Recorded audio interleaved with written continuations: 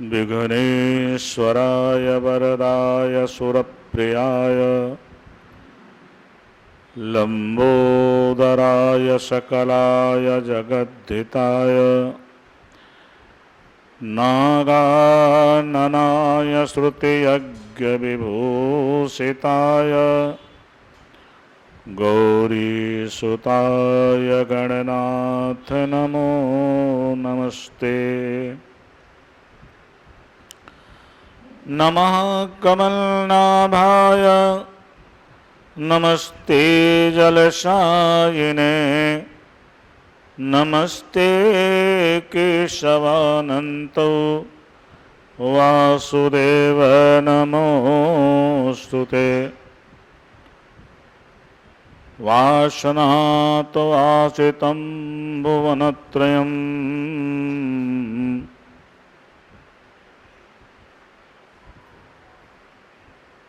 वासुदेव नमोस्तुते। हे गोपाल कृपा जलनिधे हे सिंधु कन्यापते हे कंसांतक गजेंद्र करुणा पारीण हे माधवा। हे रामानुज हे जगत्त्रय गुरो हे पुंडरीकाक्ष मां हे गोपी जननाथ पालय परम जानामि न त्वां विनाम्। शान्तं शाश्वतमप्रमेयमनघं निर्वाणशान्तिप्रदं ब्रह्मा शम्भुफणीन्द्रसेव्यमनिशं वेदान्तवेद्यं विभुं रामाख्यं जगदीश्वरं सुरगुरुं मायामनुष्यं हरिं वन्देऽहं करुणाकरं रघुवरं भूपालचूडामणिं।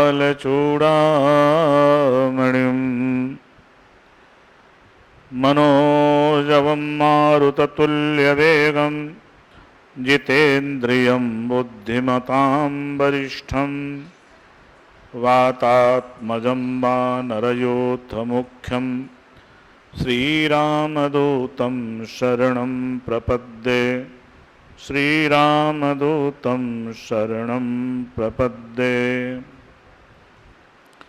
गुरुर्ब्रह्मा गुरुर्विष्णु गुरुर्देवो महेश्वरः गुरुः साक्षात् परं ब्रह्म तस्मै श्रीगुरवे नमः तस्मै श्रीगुरवे नमः।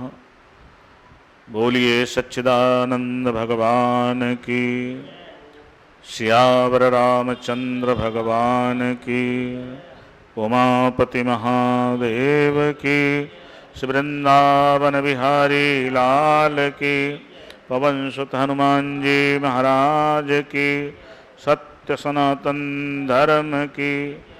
जय जय श्री राधे श्याम। गोविंद हरे गोपाल जय जय प्रभु दीन दयाल हरे गोविंद गोविंद हरे गोपाल जय जय प्रभु दीन दयाल हरे गोविंद।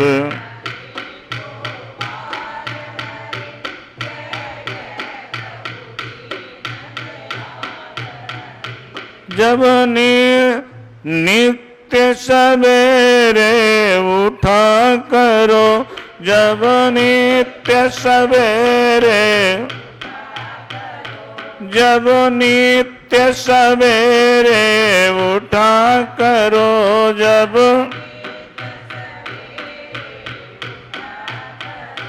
इस नाम की माला जपा करो इस नाम की माला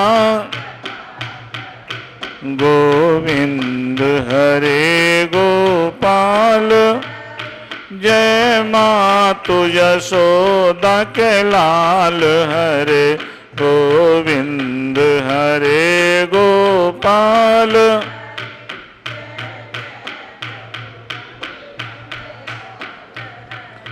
जब दुख संकट में आन फंसो, जब दुख संकट में, जब दुख संकट में आन फंसो, जब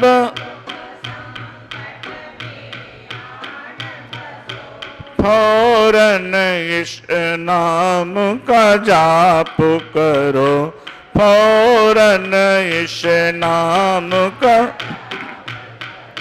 गोविंद हरे गोपाल, जय जय प्रभु दीन दयाल हरे गोविंद।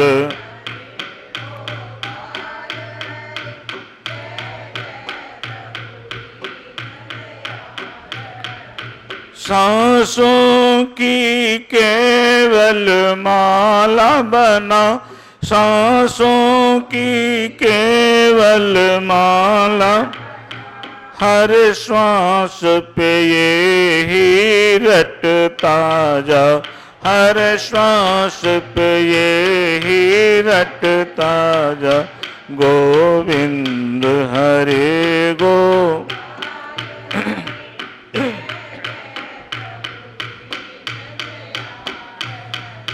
गोविंद हरे गोपाल हरे, जय जय प्रभु दीन।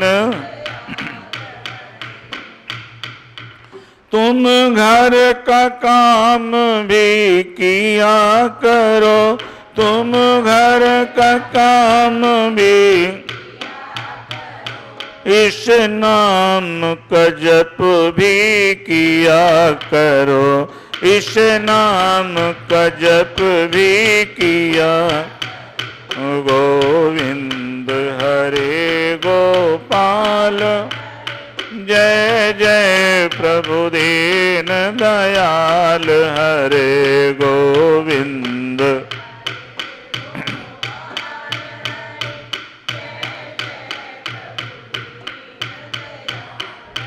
हरे गोविंद हरे गोपाल, जय जय प्रभु दीन दयाल हरे गोविंद।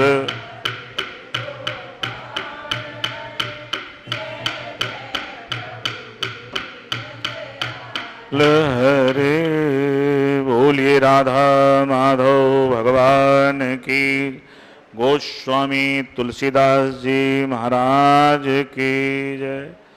भक्त और भगवान की जय। जगत नियंता, जगदाधार, जगदात्मा, अनंत कोटि ब्रह्मांड नायक, भक्त वत्सल करुणा वरुणालय, आनंद कंद सच्चिदानंद, नंदनंदन देवकी नंदन भगवान श्री राधा माधव के युगल चरणों में कोटि कोटि नमन, कोटि कोटि वंदन।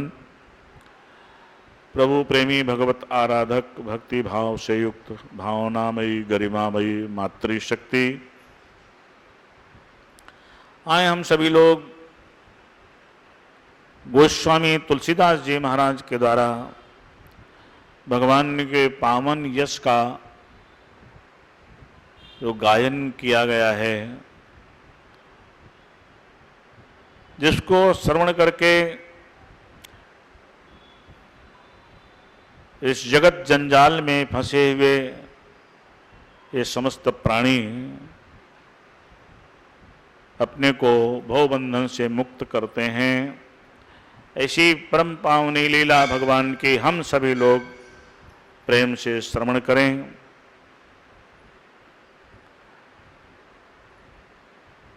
कल के प्रसंग में आप सभी लोगों ने सुना। पहले आप देखिए कि ऐसा महापुरुष, भगवत प्राप्त महापुरुष, ज्ञान की उस पराकाष्ठा में पहुंचा हुआ,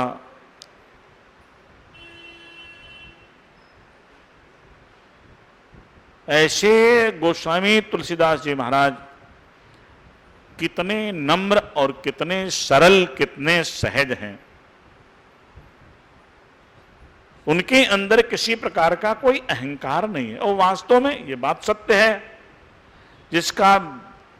जिसके जीवन में भक्ति, ज्ञान, वैराग्य सब परिपूर्ण रूप से विद्यमान हो, भगवान की, सद्गुरु की कृपा जिसको सतत प्राप्त हो, उसके अंतःकरण में ये विकार कभी अपना स्थान प्राप्त कर सकते हैं क्या? स्थान नहीं होता है। किसी प्रकार का कोई अहंकार नहीं है। अब आप देखिए, आदमी अपने लोगों की तो खूब प्रशंसा करता है, नहीं, अपने लोगों की खूब प्रशंसा करेगा। जहां स्वार्थ होगा वहां भी खूब प्रशंसा के पुर बांध देता है। ये सेठ जी ऐसे हैं, ये फलाने ऐसे हैं, ये ऐसे हैं। क्यों? वहां स्वार्थ की सिद्धि है, इस कारण से वो प्रशंसा कर रहा है। पर गोस्वामी जी ने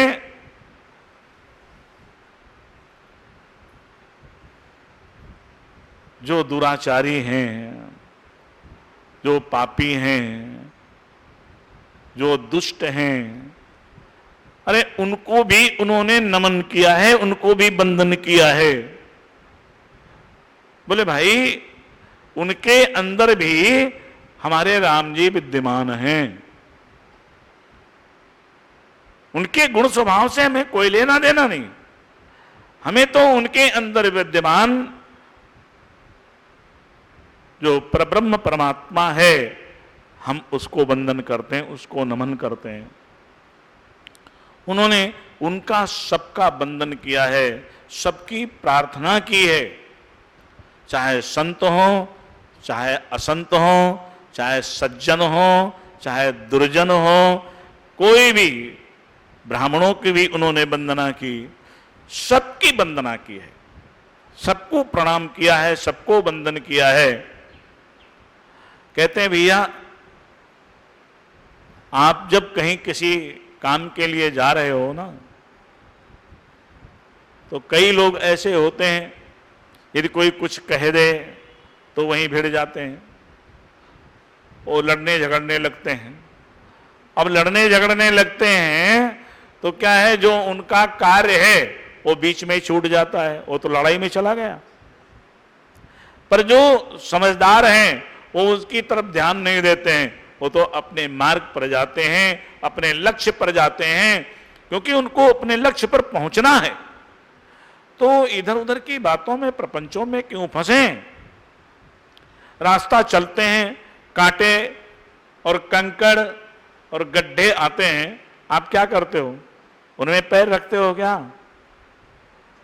आप उनको बचा करके, एक तरफ साइड करके, आप चुपचाप निकल करके अपनी मंजिल पर पहुंच जाते हो। ऐसे ही मानो उन्होंने हमें संदेश दिया है कि आप यदि अध्यात्म पथ के पथिक हैं, आप परमार्थ के पथ के पथिक हैं, अपने जीवन का निर्माण करने के लिए अग्रसर हैं, तो अनेक प्रकार की बाधाएं आएंगी। आप उन बाधाओं में अपने को मत फंसाओ, सबको वंदन करते हुए आगे निकल जाओ। संत कबीर जी ने कितनी बढ़िया बात कही। बोले, आपसे किसी से कुछ, कोई कुछ भी कहता है, आप कुछ बोलते नहीं हो, सबको प्रणाम करते हो। तो संत जी ने कहा, कबीरा खड़ा बाजार में, सबसे मांगे खैर, ना काहू से दोस्ती और ना काहू से, कोई भी मिले सबको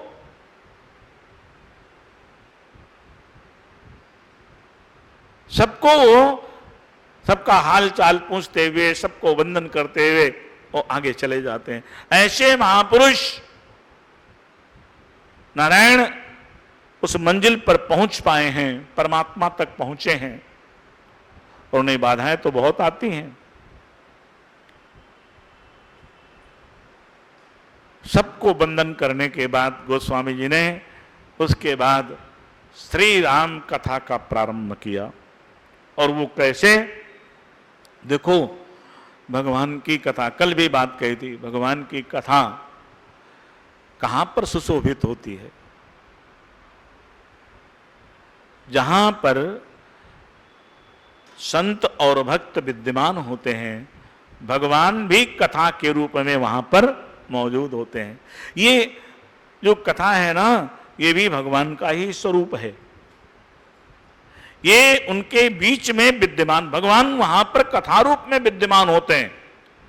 हमारे सबके सभी जो सज्जन वृंद हैं, जो भक्तजन हैं, शुद्ध अंतःकरण वाले, उनके कथा के माध्यम से, कान के माध्यम से उतर करके, कथा के रूप में कान के माध्यम से उनके हृदय में उतरते हैं और उनके अंदर जो अज्ञान रूपी अंधकार है उसको ज्ञान रूपी प्रकाश से उसको निवृत्त कर देते हैं, दूर कर देते हैं, उसके हृदय को प्रकाशित कर देते हैं।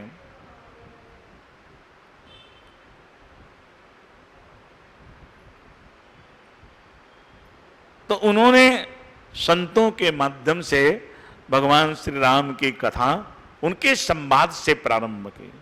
कहां पर? स्थल भी बहुत अच्छा चुना है, प्रयागराज त्रिवेणी संगम पर, जहां पर ज्ञान भी है, भक्ति भी है और कर्म भी है। गोस्वामी जी ने लिखा कि राम भक्ति जहां सुरसरी धारा, सरसई ब्रह्म विचार प्रचारा, विधि निषेध में कलिमल हरणी, करम कथा अभिनंदन वर्णी। राम भक्ति, भगवान की भक्ति रूपी सुरसरी अर्थात गंगा जी, जहां पर सतत प्रवाहित हो रही हैं, राम की भक्ति वहां पर प्रवाहित है। और सरस्वती, ज्ञान स्वरूपा सरस्वती, क्योंकि ज्ञान तो गुप्त है ना, ज्ञान तो गुप्त है, उसका आकार प्रकार कोई नहीं है। जो ज्ञान स्वरूप परमात्मा है, निर्गुण निराकार, उसका कोई आकार नहीं है, कोई प्रकार नहीं है। तो बोले वो तो गुप्त रूप से वहां पर विद्यमान है, वो धारा गुप्त रूप से विद्यमान है। बड़े बड़े ज्ञानी महापुरुष वहां पर मौजूद हैं, जिनके हृदय में, जिनके जीवन में ब्रह्म प्रकाशित हो रहा है। आत्मनिष्ठ महापुरुष भी मौजूद, और बहुत ऐसे भी हैं जो कर्म में निष्ठा रखने वाले हैं, जो सेवा, कर्म का मतलब जो सेवा में, सतत सेवा में भाव रखते हैं। सबकी सेवा, भगवान का स्वरूप समझ करके सबकी सेवा करते हैं। मेरे प्रभु सब में विद्यमान हैं, सबकी सेवा करना हमारा परम कर्तव्य है, परम धर्म है। हम सबकी सेवा करें, क्योंकि हमारे ठाकुर ये चलते फिरते इस स्वरूप, ये मंदिर है भगवान का और इसके अंदर विद्यमान है। इनकी सेवा से मेरे प्रभु की भी सेवा हो जाती है। तो ऐसे कर्म में निष्ठा रखने वाले भी वहां पर विद्यमान हैं। और तीनों, वहां गंगा जी भी हैं, सरस्वती जी भी हैं और यमुना जी भी हैं। यमुना जी कर्म की प्रतीक मानी गई, सरस्वती ज्ञान की प्रतीक मानी गई हैं और गंगा जी भक्ति की प्रतीक मानी गई हैं। तो बोले उनके संगम पर, अब उनके मध्य में जहां ज्ञान, भक्ति और कर्म तीनों विद्यमान हो, वहां पर क्या प्रकट होगा? वहां पर तो भगवान की कथा ही प्रकट होगी। इसलिए गोस्वामी जी वहां पर सबसे पहले भगवान के चरणों में वंदन करते हैं कि अब रघुपति पद पंकरुह हिय धरि पाय प्रसाद, कहूं जुगल मुनिवर कर, मिलन सुभग संवाद। श्री रघुनाथ भगवान श्री सीताराम जी के युगल चरणों का गोस्वामी जी पहले हृदय में ध्यान करते हैं। प्रभु आपके श्री चरणों में मेरा बार बार नमन बंदन। भाई कोई काम करने चलो, हम तो सांसारिक लोग हैं, जो संसारे में रचे पचे लोग हैं, वो क्या करते हैं, भगवान की याद तो कम आती है। वो सब अपने कोई अपने बच्चे को याद करता है, कोई अपने सगे संबंधी को याद करता है, कोई अपने भाई को याद करता है, कोई अपने पिता को याद करता है, किसी ना किसी का ऐसे संसार के लोगों का स्मरण करते हैं। किंतु जो भगवत भक्त होते हैं, जो ज्ञान संपन्न हैं, नारायण, वो परमात्मा का स्मरण करते हैं, भगवान के श्री चरण कमलों का ध्यान किया है और कहा है कि प्रभु आप अपने प्रसाद, आप अपना प्रसाद, कृपा प्रसाद मुझे प्रदान करें, क्योंकि इस समय बिना आपकी कृपा के इन ऋषि मुनियों की बात मैं कैसे कह पाऊंगा, इन संतों की बात को मैं कैसे कह पाऊंगा, कैसे व्यक्त कर पाऊंगा, कैसे प्रकट कर पाऊंगा। इनका संवाद बड़ा गूढ़ होता है। भाई संत महापुरुषों का, ऐसे ज्ञानी पुरुषों का जो संवाद है, जो उनके वचन हैं, परमात्मा उनकी भी प्रशंसा करते हैं, ईश्वर उनकी भी प्रशंसा करते हैं। तो वो कहते हैं कि देखो इनका मैं संवाद वर्णन कैसे करूं, यदि आपकी कृपा हो तभी मैं उनका वर्णन करने में सक्षम हो पाऊंगा। तो सबसे पहले श्री रघुनाथ जी के चरणों का ध्यान करते हैं, फिर अब ये यहां से प्रारंभ करते हैं कि भरद्वाज मुनि बसहि प्रयागा, भरद्वाज मुनि बसहि प्रयागा, और तिनहि राम पद अति अनुरागा, तापस शम दम दया निधाना, परमारत पथ परम सुजाना। महर्षि भरद्वाज प्रयाग में निवास करते हैं, उनका आश्रम है। प्रयाग के मध्य में उनका बहुत सुंदर आश्रम है। ऐसे आश्रम नहीं जैसे आजकल हैं। इन आश्रमों में उन आश्रमों में अंतर था।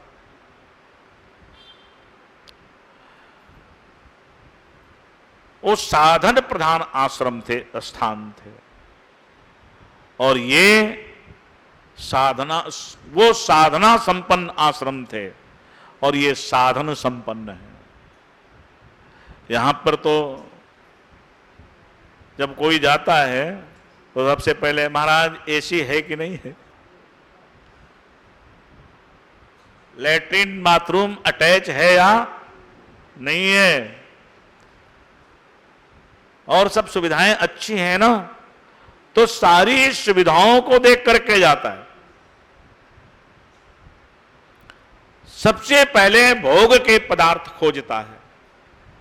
वहां पर भोग के पदार्थ नहीं, वहां पर तो व्यक्ति योग के लिए जाता था, साधन के लिए, साधना के लिए जाता था। साधना का मतलब ये नहीं है कि हमारे पास में नहीं, जो अपने को हर स्थिति में साध ले वही साधना।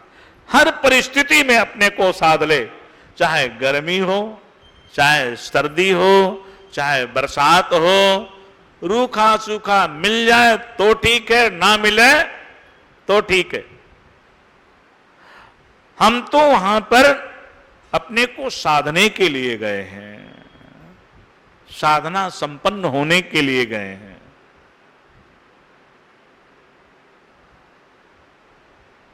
तो ऐसे स्थान थे सब महापुरुष। अब वो कहते हैं कि उनका भगवान श्री राम के चरणों में बड़ा प्रेम था और बड़े तपस्वी थे, जिन्होंने अपने मन को अपने अधीन कर रखा था। वो मन के अधीन नहीं, अपने मन को अपने अधीन किया हुआ था। अपनी इंद्रियों को उन्होंने अपने बस में किया हुआ था। उनके ऊपर उन्होंने विजय प्राप्त की थी। तापस सम दम, उनके अंदर तप बल भी बहुत था, मन उनका निग्रह था, इंद्रियां उनके बशीभूत थी, और भैया दया निधाना, दया के समुद्र थे, खजाना थे। और परमार्थ पथ परम सुजाना, परमार्थ पथ पर, परमार्थ पथ के बहुत ही अच्छे जानकार थे, बहुत ही अच्छे जानकार, मानो ज्ञानी थे। परमार्थ पथ का उनको बहुत अच्छा ज्ञान था। ऐसे महर्षि भरद्वाज जी वहां पर निवास करते थे प्रयाग में। एक बहुत सुंदर रूपक खींचा गोस्वामी तुलसीदास जी ने। देखो कैसा बढ़िया उन्होंने एक खाका बनाया है, बड़ा सुंदर खाका बनाया। तो बोले माघ का महीना था, उस समय सूर्य नारायण मकर राशि पर विद्यमान थे, जिसको हम संक्रांति बोलते हैं। जब मकर राशि पर सूर्य भगवान आते हैं, उस समय प्रयाग में बहुत बड़ा मेला लगता है। वहां पर लोग कल्पवास के लिए, अर्थात 1 महीने के लिए जाकर के वहां निवास करते हैं, संयम नियम पूर्वक वहां पर रहते हैं। एक टाइम भोजन करना और प्रातः काल उठ करके गंगा स्नान करना, बड़ी पवित्रता से रहना, अपनी इंद्रियों को अपने अधीन रखना, और नारायण जो एक टाइम, केवल एक टाइम भोजन करके और खूब भगवान का भजन करना, महापुरुषों के मध्य में बैठ करके भगवत चर्चा को सुनना, बस यही क्रम सुबह से लेकर के रात्रि तक रहता है। थोड़ी देर के लिए लोग विश्राम करते हैं। आप माघ के महीने में कभी आप जा करके देखो प्रयाग में, जैसे हमारे यहां हरिद्वार में कुंभ होता है ना, जितना कुंभ में हमारे यहां हरिद्वार में भीड़ होती है, प्रयाग में हर वर्ष प्रत्येक साल इससे ज्यादा भीड़ होती है। केवल माघ के महीने में कुंभ जैसा ही होता है दृश्य। कम से कम 15, 20, 25 किलोमीटर के अंदर मेला लगता है, और ऐसे ही वहां पर बड़े बड़े संतों का जमावड़ा होता है। बढ़िया सुंदर कथा सत्संग, जहां देखो वहीं पर सुंदर सत्संग, भगवत चर्चा चल रही है, कहीं ज्ञान का प्रवाह हो रहा है, कहीं भक्ति की कथा चल रही है, कहीं सेवा की भावना लोगों के अंदर विद्यमान, खूब सेवा भी करते हैं लोग। तो ऐसा अवसर आया, माघ का महीना, समय सभी संतों ने संकल्प लिया कल्पवास के लिए, वहां पर पहुंचे। और उनके पास में बहुत सारे संत, कोई ये नहीं जाकर के आज्ञा लेना, भगवान हम आ गए हैं, आप मेरे ऊपर कृपा करो। बोले भैया लगा लो आसन। जिसको जहां जगह मिली, गंगा जी की खुली रेती, अपना वहीं पर बट वृक्ष के नीचे, सबने वृक्ष थे कुछ, और जहां पर जिसको स्थान मिला वहीं पर अपने आसन लगा लिए, और बड़े प्रेम से आनंद से जो कुछ उनको प्राप्त होता है वो ग्रहण कर लेते हैं एक टाइम। और नारायण खूब भजन करते हैं, संत वहां पर खूब भजन करते हैं। पूरे माघ सब लोगों ने स्नान किया, और भगवान माधव की पूजा की। बेणी माधव भगवान है वहां पर, वहां के इष्ट अधिष्ठात्री देवता। उनकी पूजा करते हैं और अक्षय वट का दर्शन करते हैं और खूब दान पुण्य करते हैं और बड़े प्रेम से भगवान का भजन करते हैं। ऐसे पूरा 1 महीना उनका बड़े उत्सव पूर्वक निकलता है। उसके बाद जैसे माघ का महीना समाप्त होता है, सूर्य जैसे मकर राशि से कुंभ राशि में प्रवेश करते हैं, वैसे सब लोग अपने अपने घर वहां से प्रस्थान करते हैं। ऐसे ही सभी संतों ने खूब माघ के महीने में स्नान किया और खूब सत्संग का आनंद लिया, भजन किया, पुण्यार्जन किया और उसके बाद भरद्वाज ऋषि से सब लोग विदा मांग करके, अच्छा महाराज अब मेरे ऊपर कृपा करो, मुझे आशीर्वाद दो, मुझे आज्ञा दो, हम लोग भी अपने अपने स्थान पर जाएं। सब लोग जाने लगे। इतने में महर्षि याज्ञवल्क्य बड़े अच्छे ज्ञानी महापुरुष थे महाराज और वयोवृद्ध थे, ऋषियों में आचार्य थे। जब वो चलने के लिए तैयार हुए तो महर्षि भरद्वाज से वो विदा लेने के लिए वो भी गए। कहने लगे ऋषिवर अब मैं भी चलूं। सब चले गए और माघ का महीना भी समाप्त हो गया, अब मुझे भी आज्ञा दो तो मैं भी चलूं। महर्षि भरद्वाज ने तुरंत उनके चरण पकड़ लिए, दोनों चरण पकड़ लिए, आंखों में आंसू आ गए। बोले भगवान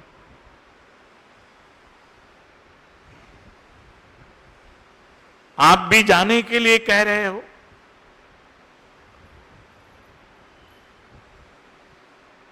तो बोले भैया जब सब लोग चले गए तो जाना तो मेरे को भी पड़ेगा। अब सब लोग चले गए, कार्य संपन्न हो गया, स्नान आदि हो गया, तो अब मुझे भी जाना चाहिए। याज्ञवल्क्य मुनि परम विवेकी, भरद्वाज राखे पद टेकी।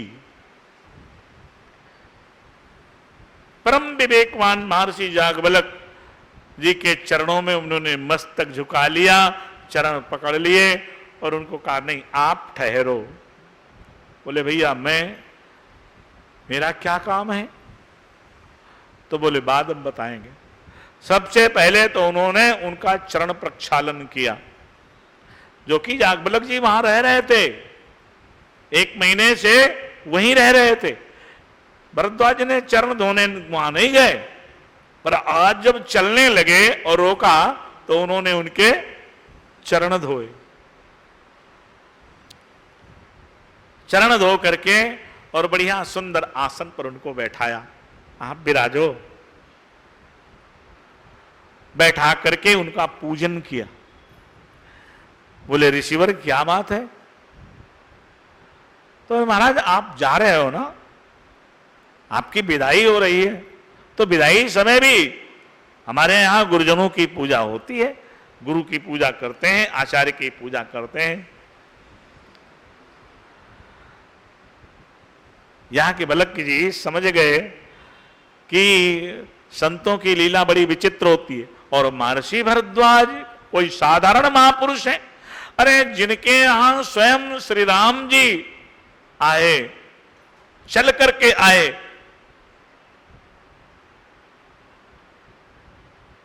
और जिनसे उन्होंने विद्या प्राप्त की, महर्षि भरद्वाज ने उनको विद्या प्रदान की है।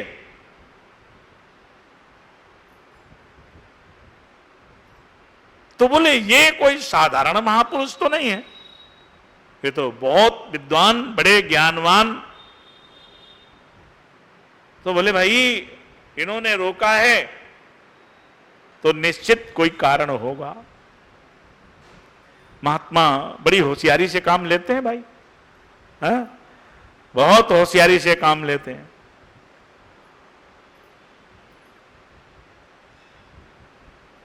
कहने लगे बताओ।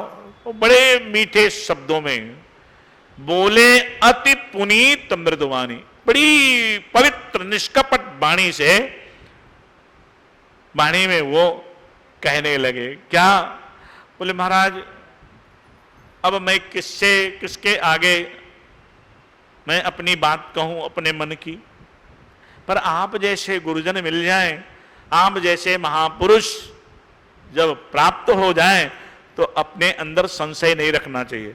जो भी शंका हो उनके सामने, देखो गुरु के आगे, माता पिता के आगे यदि किसी प्रकार की कोई परेशानी हो ना, तो निश्चित उनसे बिना संकोच कह देना चाहिए, शंका नहीं रखना चाहिए। तुरंत उनके सामने व्यक्त करो कि मेरे अंदर ये समस्या है, मेरा मन व्यथित है, मेरे को इसके कारण से परेशानी हो रही है, तो निश्चित आपकी समस्या का समाधान हो जाएगा। और यदि आप छुपा करके रखोगे तो तुम्हारी समस्या का समाधान नहीं होगा। उनसे मत छुपाओ।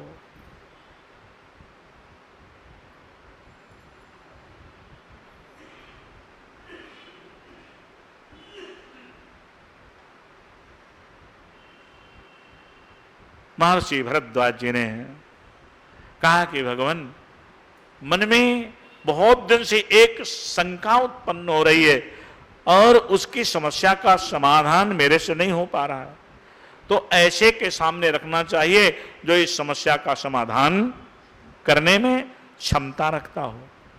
महाराज आप कृपा करो। नाथ एक संशय बड़ मोरे, नाथ एक संशय बड़ मोरे, करतल वेद करगत वेद तत्व सब तोरे, करगत वेद तत्व सब तोरे। भगवान छोटी मोटी कोई शंका होती, कोई संशय होता संसार के संबंध में उसके, तो मैं आपसे कुछ नहीं कहता, किंतु एक बहुत बड़ा संशय है। क्यों बड़ा क्यों है? बोले वो संसार के विषय में नहीं है, वो परमार्थ के विषय में है, परमात्मा के विषय में है, इस कारण से वो बहुत बड़ा संशय है। तो आप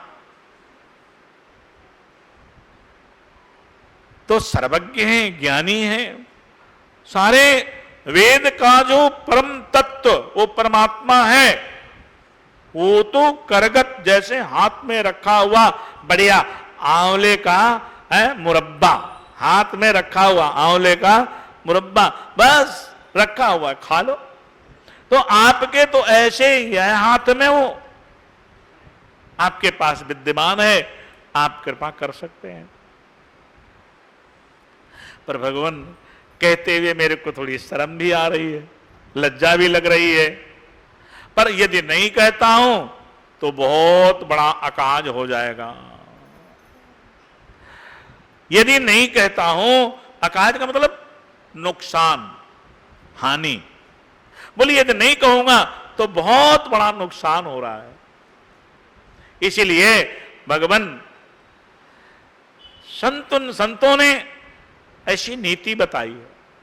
महात्मा कहते हैं कि संत कहें असी नीति प्रभु, श्रुति पुराण मुनि गाओ, होयन विमल विवेक उर, गुरु सन करे दुराओ। कहने लगे संत ऐसी एक नीति बताते हैं, कहते हैं श्रुति पुराण भी यही बात कहते हैं, श्रुतियां भी कहते हैं, पुराण भी कहते हैं, संत भी कहते हैं, ऋषि मुनि भी कहते हैं कि भैया यदि आप सद्गुरु से, अपने गुरु से किसी प्रकार कोई बात छिपाते हैं ना, तो आपकी बुद्धि पवित्र नहीं होगी, आपकी बुद्धि पवित्र नहीं होगी, वो अपवित्र हो जाएगी, आप पथभ्रष्ट हो जाएंगे। इसलिए आपसे छुपाना तो ठीक नहीं है, इसलिए मुझे मजबूरी में कहना पड़ रहा है।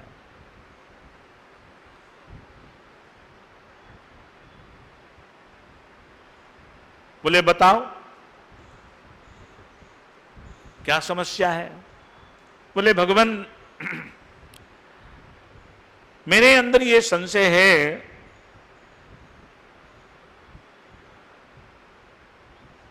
कि जिनके विषय में उपनिषद बार बार उनका वर्णन करते करते और कह देते हैं ऐसा नहीं ऐसा नहीं, मैं नहीं वर्णन कर सकता। उपनिषद जिसके विषय में कहते कहते और उनकी वाणी रुक जाती है, उनके शब्द कुंठित हो जाते हैं। निरंतर भगवान शंकर जिनका स्मरण करते हैं, जिनका जाप करते हैं, जिनका ध्यान करते हैं, संतत जपत शंभु अविनाशी, निरंतर जो अविनाशी भगवान शिव हैं, जिनका निरंतर जाप करते रहते हैं, जिनका स्मरण करते रहते हैं। भगवान, मैं उन्हीं के विषय में कि राम कवन प्रभु पूछो तो ही, वो भगवान राम, मैं आपसे पूछ रहा हूं राम कौन है जिनका वेद भी वर्णन नहीं कर पाते हैं, उपनिषद भी कहते कहते जिनके विषय में शांत हो जाते हैं। भगवान शंकर जिनका निरंतर जाप करते हैं, स्मरण करते हैं, ध्यान करते हैं, ऐसे भगवान श्री राम वो कौन हैं?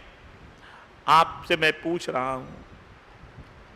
मैंने ऐसा सुना है, एक राम तो वो हैं, एक राम अवधेश कुमारा, एक अयोध्या पति महाराज दशरथ के पुत्र राम हैं, और जिनका चरित्र सर्वत्र पूरे सृष्टि में सब लोग जानते हैं, विद्यमान है धरती के ऊपर, जिन्होंने अपनी पत्नी के विरह में क्रोध में आकर के और रावण का वध किया था, जिनकी पत्नी का हरण लंकेश रावण ने कर लिया था और क्रोध में आकर के उन्होंने उसका वध कर दिया था। एक तो वो राम है। भगवान प्रभु स्वयं राम की अपर को जाहि जपत त्रिपुरार, सत्य धाम सर्वज्ञ तुम कहु विवेक विचार। भगवान,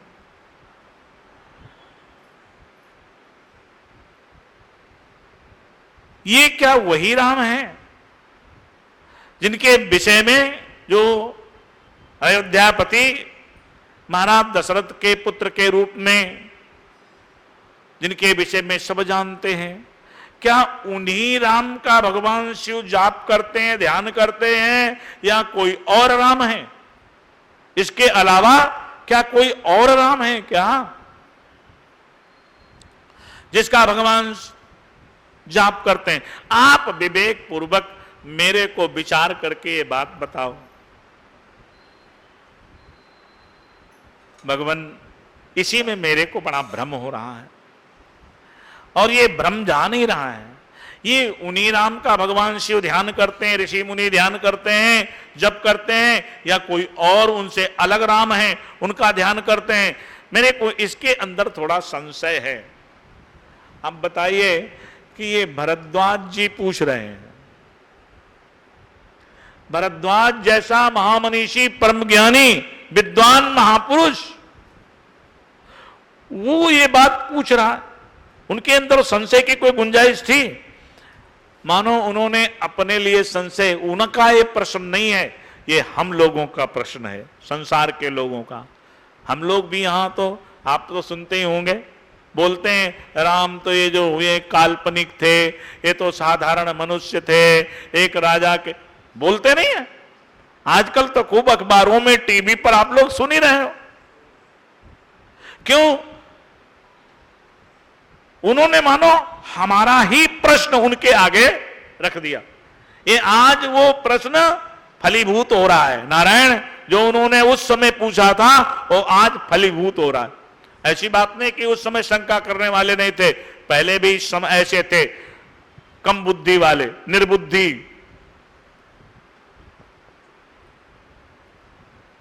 तो वो कह रहे हैं कि भगवान अब देखो स्वयं इतने बड़े ज्ञानी होकर के और महर्षि याज्ञवल्क्य जी से पूछ रहे हैं। उन्होंने कहा भगवान कृपा करके आप मेरी शंका का समाधान करें, मैं बहुत परेशान हूं, व्यथित हूं। याज्ञवल्क्य जी बड़ी जोर से हंसे बहुत जोर से हंसे। बोले महाराज हंस क्यों रहे हो? बोले तुम बात ऐसी पूछ रहे हो, आपको महर्षि भरद्वाज और उनको राम के विषय में पता नहीं है? अरे भैया तुमसे क्या छिपा है, हमने तो केवल सुना है और तुमने तो उनको देखा है, उनको परखा है, उनको आशीर्वाद दिया है, विद्या प्रदान की, और तुम मेरे से पूछ रहे हो? क्या तुम्हें उनकी महिमा, उनके महत्ता के विषय में ज्ञान नहीं है? पर मैं समझता हूं आपको। याज्ञवल्क्य बोले मुस्काई, तुम्हें ही विदित रघुपति प्रभुताई। तुम्हें भगवान की प्रभुता का सारा बोध है, सब ज्ञान है, पर तुम्हारे अंदर भगवान राम के प्रति ऐसी बात नहीं है। मन, कर्म और वचन, तुम तीनों प्रकार से भगवान श्री राम को समर्पित हो। तुम्हारे अंदर तुम तो भक्ति की पराकाष्ठा हो, पर तुम्हारी चतुरता, तुम्हारी चालाकी मैं समझ गया। देखो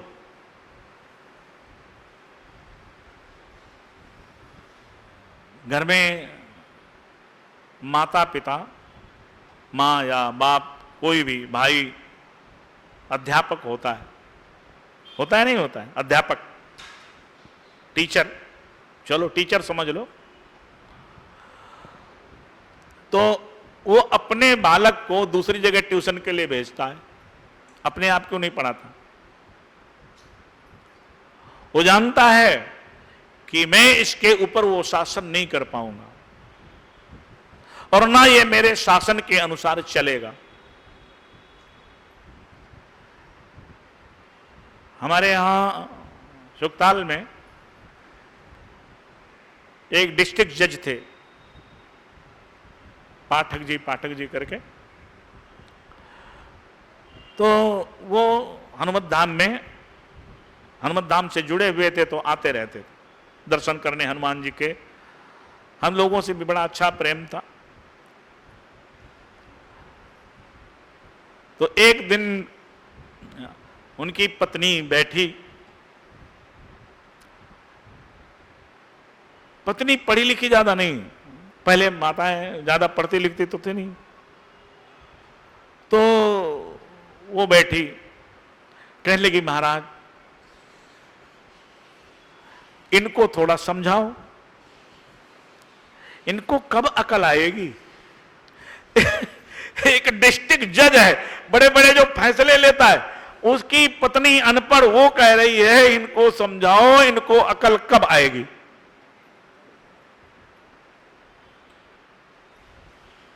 आप सोचो, और कोई दूसरा उसके सामने ऐसा बोल सकता है क्या?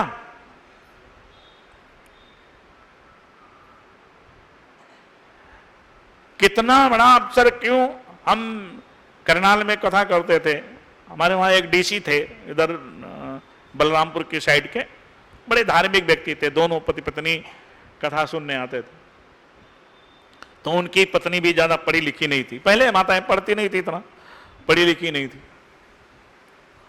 तो कई बार हम उनसे कहते कि डीसी साहब थोड़ी देर आओ बैठो। अरे बोले महाराज अब समय नहीं है। क्यों? बोले और घर में जो होम मिनिस्टर है ना यदि थोड़ी देर हो गई तो मेरी सामत आ गई। अब बताइए एक डीसी डिस्ट्रिक्ट कमिश्नर महाराज वो भी अपनी पत्नी से इतना भयभीत, वो भी डरता है, जिससे सारा जिला बड़े बड़े अधिकारी कांपते हैं, वो भी अपनी पत्नी से डरता है।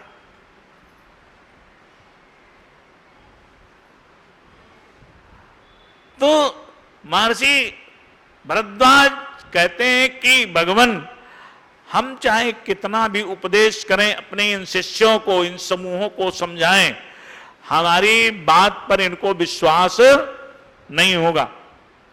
पर यदि वही बात आप कहोगे तो इनको तुरंत विश्वास हो जाएगा, तुरंत विश्वास होगा कि ये जो कह रहे हैं बिल्कुल सही कह रहे हैं।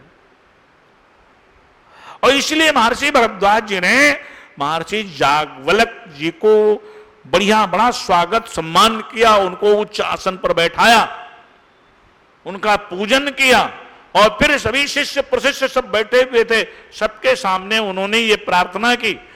तो वही महर्षि वो याज्ञवल्क्य जी कहते हैं कि मैं आपकी चतुराई समझ गया, क्योंकि तुम्हारे अंदर ऐसा कुछ भगवान राम के विषय में आपके अंदर संशय मतलब ही नहीं बनता। आपके अंदर संशय हो, शंका हो, ऐसा तो हमें समझ में नहीं आती बात। हम समझ गए, आप क्यों पूछना चाहते हो?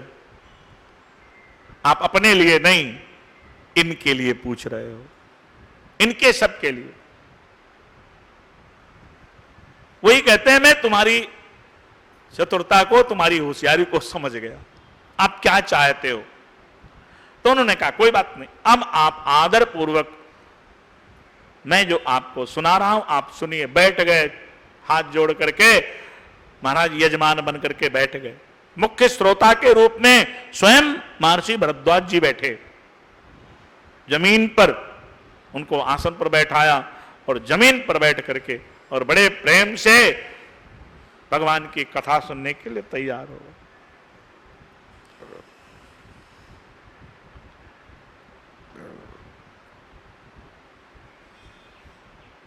याज्ञवल्क्य जी कहते हैं भगवान श्री राम की कथा कैसी है? बोले चंद्रमा की किरणों के समान है। राम कथा शशि किरण समाना, और संत चकोर करें जेहि पाना। ऐसे ही संशय कीन भवानी, महादेव तब कहा बखानी। भगवान की कथा, श्री राम जी की कथा बोले चंद्रमा के शीतल किरणों के समान है। और ये संत जो उनकी कथा सुनते हैं ना, वो संत रूप हैं, वो संत स्वरूप हैं, अर्थात उन्होंने अपने को मानो साध लिया है, सक्षम बना लिया है, तभी भगवान की कथा सुनने में वो रुचि रखते हैं। कथा सुन रहे हैं तो बोले भैया वो चकोर के समान है। जैसे चकोर चंद्रमा के उदय होने पर प्रफुल्लित और आनंदित होता है, उस चंद्रमा की शीतल किरणों का वो पान करता है, आनंद लेता है, वैसे ये सब संतजन भक्तजन उसका आनंद लेते हैं। जैसे आपने शंका की है ना, ऐसे एक बार भवानी ने भगवान शंकर के सामने शंका की थी, उनसे भी ऐसे ही प्रश्न किया था। तो मैं अपनी तरफ से कुछ नहीं सुना रहा हूं। अब देखो उन्होंने भी अपने ऊपर नहीं लिया, भगवान शिव और पार्वती के ऊपर डाल दिया कि ऐसे ही पार्वती जी ने भी शंका की थी। अब उन सबके अंदर कि भाई जब पार्वती ने शंका की है, मेरे गुरु ने शंका की तो कोई बात नहीं, पर जब पार्वती ने शंका की तो इसका मतलब कोई बहुत बड़ा रहस्य है। वो चेलों के अंदर, शिष्यों के अंदर, वो जिज्ञासुओं के अंदर ये भावना और प्रगाढ़ हो गई। बोले पार्वती जी ने शंका की थी? बोले हां। और भगवान शंकर ने उनकी शंका का समाधान किया था। बोले महाराज जरूर सुनाओ। तो बोले मैं, जैसा उन्होंने संशय किया पार्वती जी ने और भगवान शंकर ने जैसे उत्तर दिया, उसी प्रकार जो उन्होंने शंका की, जो उन्होंने उत्तर दिया, वैसे ही अपनी बुद्धि के अनुसार मैं आपके सामने रख रहा हूं, आप लोग सुनो। बोले अच्छा तुम्हारा सुनाओ। बोले भाई आज नहीं सुनाऊंगा। हैं? वो आज तो सुनाऊंगा नहीं। बोले वो कल सुनाऊंगा। अब शंका तो शंका ही होती है, तो उन्होंने अब कल सुनाऊंगा, ठीक है ना। हाँ, अब कथा को यहीं पर विराम देंगे। आओ हम सभी लोग चलते चलते एक भजन सुन लेते हैं।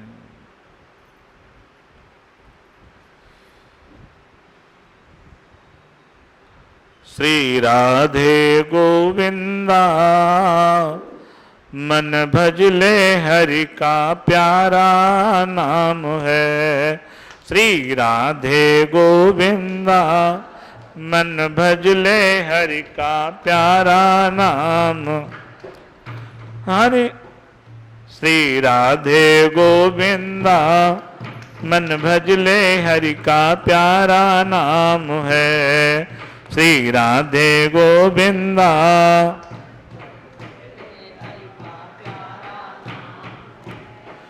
गोपाला हरि का प्यारा नाम है। नंद लाला हरि का प्यारा नाम है। गोपाला हरि का प्यारा नाम है। नंद लाला हरि का प्यारा नाम है। श्री राधे गोविंदा मन भजले हरि का प्यारा नाम है। श्री राधे गोविंदा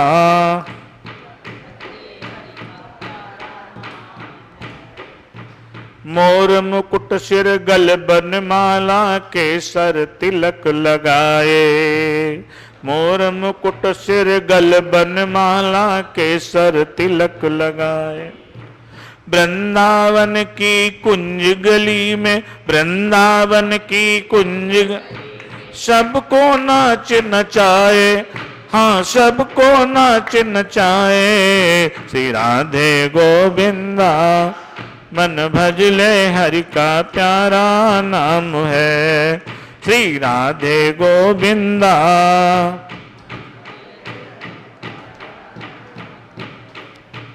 जमुना किनारे धेनु चरावे माधो मदन मुरारी। जमुना किनारे धेनु चरावे माधो मदन मुरारी। मधुर मुरलिया तो जब भी सुनावे, मधुर मुरलिया जब भी सुना। हर ले सुध बुध सारी, हाँ हर ले सुध बुध सारी। श्री राधे गोविंदा मन भजले हरि का प्यारा नाम है। श्री राधे गोविंदा मन भजले।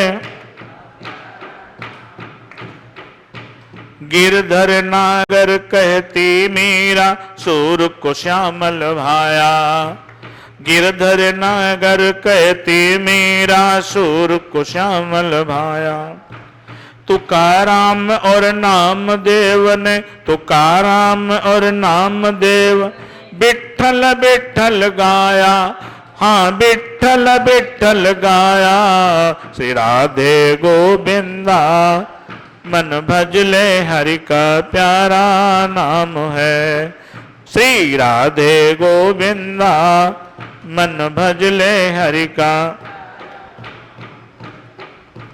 राधे शक्ति बिना ना कोई श्याम का दर्शन पाए। राधा शक्ति बिना ना कोई श्याम का दर्शन पाए। आराधन कर राधे जी, आराधन कर राधे जी का कान्हा भागा आए, हाँ कान्हा भागा आए। श्री राधे गोविंदा मन भजले हरि का प्यारा नाम है। श्री राधे गोविंदा मन भजले हरि का, गोपाला हरि का प्यारा नाम है, नंदलाला हरि का प्यारा नाम है। गोपाला हरि का प्यारा नाम है, नंदलाला हरि का प्यारा नाम है। श्री राधे गोविंदा मन भजले हरि का प्यारा नाम है। श्री राधे गोविंदा मन भजले हरि का नाम है। बोलिए कृष्ण कन्हैया लाल की जय, सद्गुरुदेव भगवान की जय। सर्वे भवन्तु सुखिनः, सर्वे सन्तु निरामया, सर्वे भद्राणि पश्यन्तु मा कश्चित् दुःखभाग् भवेत्। ओम शांति शांति सुशांतिर्भवतु।